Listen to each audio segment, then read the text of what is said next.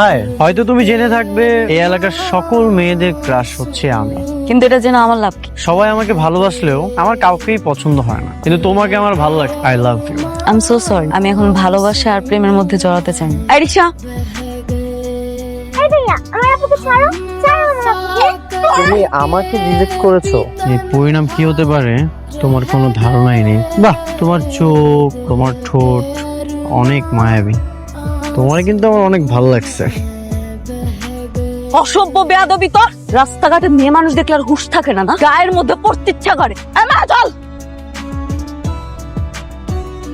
তুই আমার ওড়না ধরে টান দিবি আর আমি লজ্জায় গুটিয়ে যাব? তুই যেই কোনো প্রস্তাব দিবি সেটাতে আমি রাজি হয়ে যাব। প্রথম চটটা মেরেছি তোর ব্যবহারের জন্য, যাতে আজকের পর থেকে কোনো মেয়ের মানহানি করার আগে একবার হলো তুই ভাবিস।